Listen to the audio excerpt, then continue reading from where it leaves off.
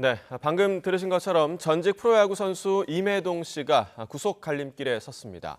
또 약물에 취한 채 차를 몰다가 20대 여성을 숨지게 한 이른바 롤스로이스 사건의 운전자에게 징역 20년이 선고됐습니다. 관련 내용 포함한 사건 사고 이고은 변호사와 짚어보겠습니다. 어서 오십시오. 안녕하세요. 네.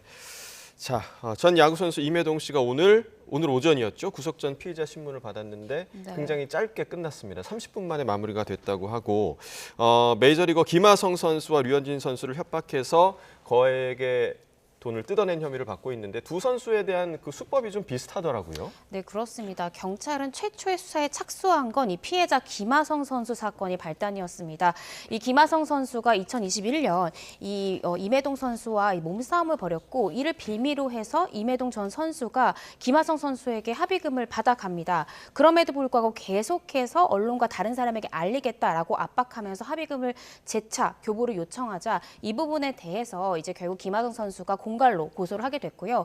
그 해당 사건을 수사하던 경찰은 이 또 다른 메이저리거인 이 류현진 선수에 대해서도 비슷한 수법으로 이 합의금 명목으로 무려 3억 8천여만 원을 갈취한 혐의까지도 확인을 해서 이 두 사건을 병합해서 수사하고 있습니다. 네.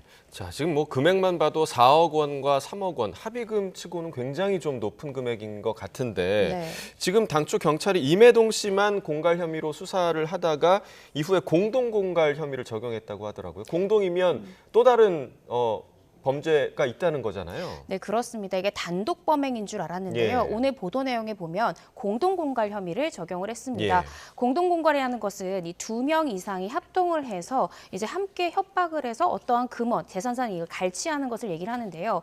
김하성 선수 사건을 수사를 하다 보니 경찰이 발견한 점이 이 김하성 선수의 전 에이전시 A팀장과 이 해당 임혜동 전 선수가 공모를 해서 예. 이 같은 범행을 함께 벌였다라고 경찰은 보고 있습니다. 그래서 단독 범행인 공갈이 아니라 공동 공갈 혐의를 적용한 것으로 그렇게 알려지고 있습니다. 네, 그러면 그 A팀장에 대한 수사도 지금 현재 진행이 되고 있는 건가요? 네, 그렇습니다. 앞으로 수사의 쟁점이요. 이 A팀장과 어떤 내용으로 공모를 했는지 그리고 수익 분배에 대해서 어떻게 약정했는지 해당 금은 어떻게 썼는지 등등을 철저히 수사할 것으로 예상이 됩니다. 예. 자, 임혜동 씨는 지금 혐의를 여전히 지금 부인하고 있는 그런 상황으로 알려지고 있고, 자, 그러면 김하성 선수 측과 류현진 선수 측, 그러니까 피해자들 측의 입장은 지금 어떤 상황인가요? 김하성 선수 얼마 전에 다시 미국으로 출국을 예, 했죠. 예. 출국 전에 짧은 이제 기자회견을 했는데요. 당시 기자들에게 수사기관에서 진실을 밝혀줄 것으로 믿는다라고 이제 짧은 소감을 이야기하고 떠났습니다. 반면 이 류현진 메이저리거 같은 경우에는 아직까지 언론에 자신의 입장을 밝히거나 하진 않고 있습니다. 네.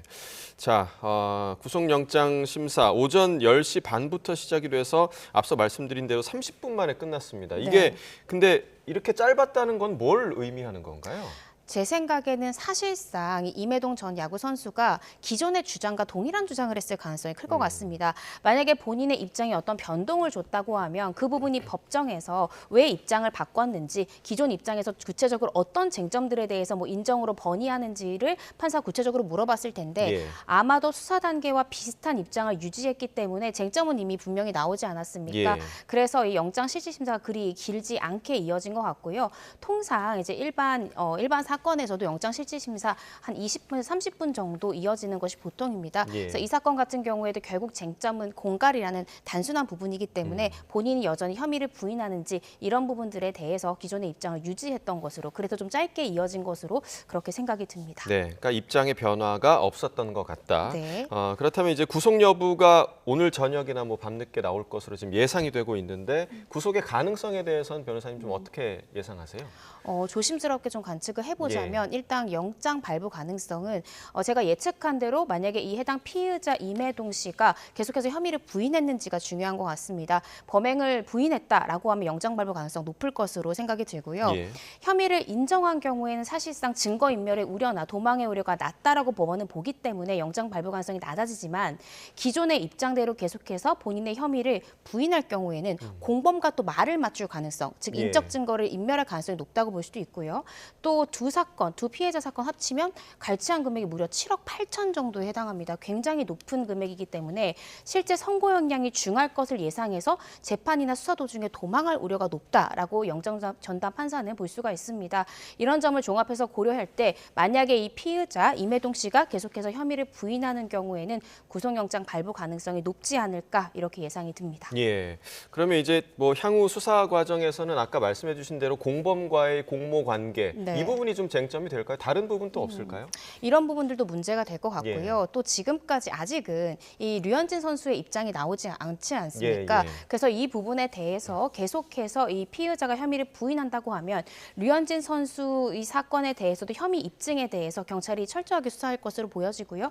이 사건의 배우는 또 이 김하성 선수처럼 혹시 공범이나 다른 배우는 없는지 이런 부분까지도 철저히 들여다볼 것 같습니다. 네, 그러니까 아직은 침묵하고 있는 류현진 선수 측에서 또 어떤 입장을 밝히느냐 이 부분도 좀 변수가 되지 않을까 생각이 들고요. 자, 이어서 이제 이른바 압구정 롤스로이스 사건으로 알려졌죠.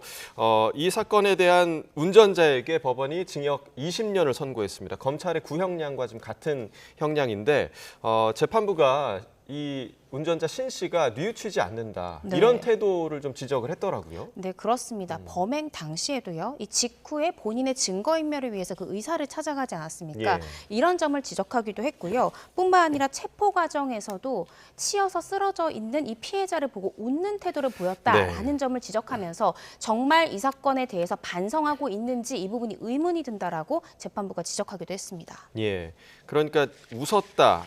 이 부분은 그러니까 체포 과정에서 이 운전자가 마약에 취해 있던 그런 상황에서 나온 행동이라고 보면 되는 걸까요? 네, 그렇습니다. 아무래도 약물에 취해 있다 보니까 사리분별 부분에 있어서 좀 미약했던 것 같고요. 예. 그렇기 때문에 좀 비정상적인 태도를 보였던 것으로 그렇게 추측이 됩니다. 예. 자, 결국엔 쟁점은 이제 운전자인 신 씨가 그 사고 당시에 도주 의도를 가지고 현장을 이탈을 한 건지. 네. 그런데 이제 법원은 신 씨가 도주를 했다라고 판단을 한 거죠. 맞습니다. 네. 왜 이게 쟁점이 됐냐면요. 이 피고인 신모 씨가 재판 당시 이렇게 주장했습니다. 내가 도망치려고 했던 것이 아니라 의사를 찾아가서 도움을 요청하려고 했다. 따라서 도주의 고의를 가지고 그 현장을 이탈한 것은 아니다라고 이 피고인이 주장을 했습니다. 그런데 이 부분 관련해서 법원은 도주의 고의가 인정된다라고 봤습니다. 예. 그 이유에 대해서 당시 현장에는 목격자가 여러 명이 있었다는 겁니다. 그럼에도 불구하고 이 피고인이 현장을 이탈하면서 현장 이탈 사유에 대해서 목격자나 주변인들한테 고지하지 않았다는 거죠. 그리고 119가 도착하기 전에 그 누구에게도 내가 현장을 이탈하는 이유나 혹은 내 인적사항 아무것도 가르쳐주지 않고 현장을 이탈했기 때문에 이런 점을 모두 종합해서 고려할 때 이 피고인에 대해서는 이 도주의 고의가 인정이 된다. 이렇게 재판부는 판단을 했습니다. 네, 그러니까 도주의 고의, 그러니까 도주의 의도가 있었냐 없었냐에 따라서 우리가 흔히 말하는 뺑소니냐 아니냐의 여부가 지금 갈라지는 거죠. 네, 그렇습니다. 결국 검찰에서 기소한 부분이 특가법상의 도주치사 예. 혐의이기 때문에 도주의 고의가 인정이 되어야만 하거든요. 예. 그래서 신 씨도 이 부분이 결국 형량에 있어서 또 그 해당 죄 입증에 있어서 굉장히 중요한 포인트이기 때문에 이 부분을 부인했지만 결국 재판부에서는 피고인의 부인 주장 받아들이지 않았습니다. 예. 자, 검찰에서도 20년을 구형을 했고 법원에서도 20년을 지금 1심에서 선고를 하긴 했는데 사실 뭐 20년도 중형이긴 한데 네. 피해자가 뇌사 상태에 빠졌다가 세상을 떠나기까지 했거든요. 그래서 그리고 운전자는 마약에 또 도주까지 했잖아요. 그래서 20년도 적은 거 아니냐 이런 또 비판의 목소리도 있습니다. 오늘 이 선고기일에요. 이 피해자 측 법률 대리인이 참석을 했습니다. 그래서 선고 결과를 듣고 그 대리인도 이제 의견을 밝혔는데 재판부에 일단 이 중형을 선고해 주신 점에 대해서 감사하다는 얘기를 전하면서 예. 다만 검찰 구형량이 조금 더 높았다면 이거보단 좀 더 중한 형이 선고되지 않았을까 그 부분은 조금 아쉽다라고 평했는데요. 앞으로 항소심에서 어떻게 진행될지 조금 더 봐야 될 것 같습니다. 예. 그리고 그 말씀해주신 그 유족 측의 변호사가 어제 만약에 추가 기소가 이루어진다면 더 높은 형이 선고될 수도 있다. 이런 언급도 했는데 추가 기소라는 거는 또 혐의가 더 있을 경우를 얘기를 하는 거잖아요. 맞습니다. 네. 혹시 이 사건 관련한 여죄가 있거나 예. 이런 부분이 검찰에서 더 한 번 더 수사를 해서 이 부분이 또 추가 기소가 돼서 병합이 된다면 전체적인 형량이 항소심에서 높아지지 않겠냐라는 이야기고요. 또 검찰 구형량과 동일한 형량이 법원에 선고됐기 때문에 애초에 검찰 구형량이 조금 더 높았더라면 예. 법원 선고 형량에 조금 더 긍정적으로 영향을 미치지 않았을까 않았을까 이 점을 지적한 것으로 보여집니다. 네, 애초에 검찰의 구형에 대해서 좀 아쉬움을 표한 거고요. 또 검찰이 운전자 신모 씨에게 프로포폴, 또 케타민 등을 불법 처방한 혐의를 받는 의사죠. 연모 씨도 구속 기소를 했는데 또 이 의사가 수면 마취가 된 환자를 성폭행하고 또 불법 촬영한 사실도 또 추가로 또 확인이 됐더라고요. 네, 그렇습니다. 이 해당 의사, 불법 이 해당 마약류를 투약했던 또 처방을 했던 이 해당 의사에 대해서도 결국 구속 상태로 이제 재판에 넘겨졌는데요. 충격적인 부분이 이 의사가 2022년 1월부터 2023년 10월까지 무려 1년 9개월의 시간 동안 10명의 피해 환자들에 대해서 성폭행을 하고요. 거기에 그치지 않고 이러한 장면을 불법 촬영했다라는 혐의로 구속 기소가 된 그런 상태입니다. 예. 야, 이 정도면 굉장히 좀 혐의가 많고 중한 상황인데 앞으로 좀 수사가 좀 어떻게 진행이 될까요? 이 사건에 대해서 이 의사인 이 피고인이 법정에서 인정하느냐 부인하느냐를 좀 봐야 될 것 같고요. 특히나 이 카메라 등 이용 촬영 혐의나 또 성폭행 부분에 대해서는 피해자와의 합의가 또 굉장히 양형에 있어서 중요한 부분입니다. 예. 그래서 수사 과정뿐만 아니라 1심 재판 단계 때 이 10명의 피해자와 합의를 하는지 혹은 또 피해 금액에 대해서 오히려 공탁이라는 그런 제스처를 취할지를 좀 지켜봐야 될 것 같습니다. 예, 이 부분 수사와 재판이 또 어떻게 진행될지도 좀 지켜봐야겠습니다. 자, 그리고 이어서 류석춘 전 연세대 교수 위안부를 매춘의 일종이다라고 발언을 했었는데 이 법원의 판결이 나왔습니다. 그러니까 이 발언이 2019년 강의 중에 나왔었던 발언이죠. 네, 그렇습니다. 지난 2019년도에 연세대 이 사회학과 전공 강의에서 이 류 전 교수가 학생들과의 강의에서 위안부가 매춘부의 일종이다라고 발언한 부분에 대해서 이 위안부 피해자들의 명예를 훼손한 발언이다라고 검찰은 봐서 이 피고인 류 교수에 대해서 기소를 한 그런 사건입니다. 네, 직접적인 가해자가 일본이 아니다 이런 얘기까지 했고요. 자, 이 발언에 대해서 법원이 무죄 선고를 내렸습니다. 네, 판단의 그렇습니다. 근거가 좀 어디에 있을까요? 일단은 이제 전부 무죄는 아니고요. 네. 일부 무죄, 일부 유죄를 판단을 했습니다. 예. 일단은 이 위안부는 매춘의 일종이다라고 발언한 부분에 대해서는 이 4년을 끈 1심 법원에서는 일단 이 부분에 대해서 무죄를 선고했는데요. 두 가지의 포인트에서 무죄다라고 봤습니다. 첫 번째는 이 위안부라는 표현 자체가 집단에 대한 추상적 개념이기 때문에 이 피해자 개개인을 특정하는 표현이라고 보긴 조금 어렵다라고 이야기를 했고요.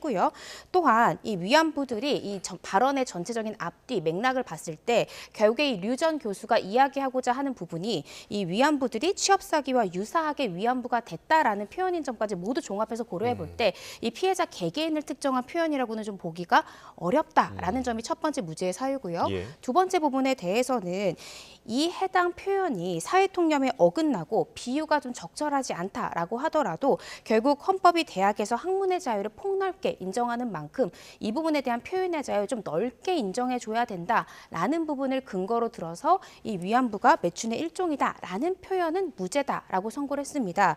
그런데 문제가 됐던 두 가지 공사실인데 또 다른 한 가지가 정대협이 위안부 피해자들에게 이 일본군에 강제 동원당한 것처럼 허위 증언하도록 교육했다라고 발언한 부분은 유죄라고 봤고요. 이 부분에 대해서는 류 전 교수에 대해서 벌금 200만 원을 선고했습니다. 예.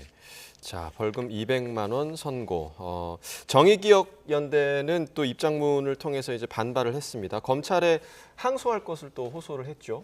그렇습니다. 지난 변론 종결 기일 때 검찰 구형이 징역 1년 6월이었습니다. 예. 그럼에도 불구하고 법원에서는 일부 무죄를 선고하면서 유죄로 인정된 부분도 벌금 200만 원이라는 과경한 판단을 내렸다라는 것인데요.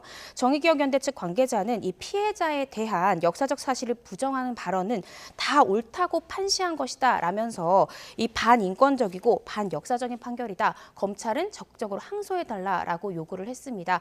제 생각에는 검찰에서는 징역형을 구형하지 않았습니까? 그런데 지금 법원 선고 자체가 형의 종류가 바뀌었습니다. 이럴 때는 검찰이 항소를 보통 합니다. 예. 그리고 일부 무죄 판결된 것도 있기 때문에 좀 지켜봐야 되겠지만 이 검찰은 항소를 할 것으로 보여집니다. 네, 항소 이후에 또 법원의 판단이 좀 바뀔 가능성에 대해서는 좀 어떻게 전망을 하시나요? 이 부분에 대해서 사실상 검찰 구형량도 그렇고요. 사회적으로 미칠 파장도 있습니다. 예. 그래서 이 위안부라는 개념을 과연 집단 판단으로 볼 것인가 아니면 피해자들 개개인을 충분히 특정할 만한 표현으로 볼 것인가를 두고 검찰에서 치열하게 법적 공방을 할 것이고요. 항소심에서는 이 부분에 대한 판단이 바뀌어질 여지도 충분히 있다라고 생각이 듭니다. 네, 류석춘 교수는 이제 법원의 판단을 받고 나오면서 또 굉장히 좀 당당한 발언을 했더라고요. 네, 그렇습니다. 언론에 내가 4년 만에 이렇게 무죄를 받았는데 결국 무죄 받을 사건을 가지고 언론에서 이렇게 떠들었던 거 아니냐라는 취지로 억울하다라는 네. 당당한 입장을 밝혔는데요. 이것을 듣던 이 피해자 측의 관계자도 오히려 이 류 교수의 뻔뻔한 태도에 대해서 반박하는 그런 인터뷰를 하기도 했습니다. 네, 알겠습니다. 검찰이 지금 항소할 거다라고 예상을 해주셨는데 이후에 이 사안에 대한 법원의 판단이 달라질지 아니면 네. 유지될지 계속해서 좀 지켜봐야 할 것 같습니다. 네, 사건 사고 이고은 변호사와 함께 짚어봤습니다. 오늘 말씀 고맙습니다.